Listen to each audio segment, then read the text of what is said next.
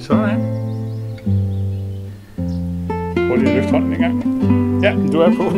Ja, Bettina. Jeg tror, jeg skal være lidt tættere på.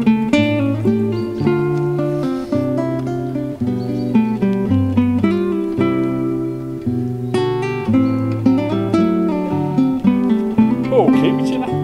Ja. Så bare kig herover af. Du kan starte med at sige, hvad du hedder. Jeg hedder Bettina. Ja. Okay.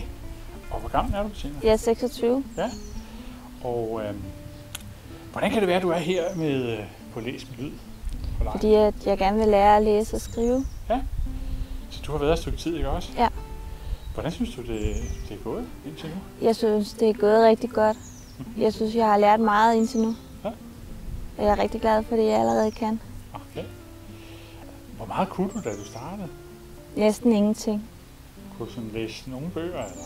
Jeg kunne overhovedet ikke læse nogle bøger. Jo, måske de der Søren og Mette. Okay. Men der havde jeg også problemer nogle gange. Ja. Men du har gået en almindelig skole, har du? Jo. Ja. Hvor mange år har du gået i skole?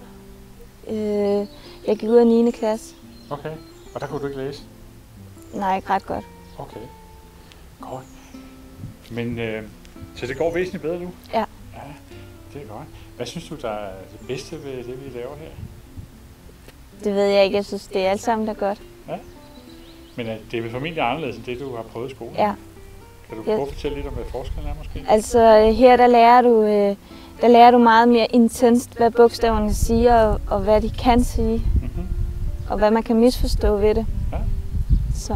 Okay, godt. Og hvad har været sjovest ved det? Det er at lære at læse. Okay.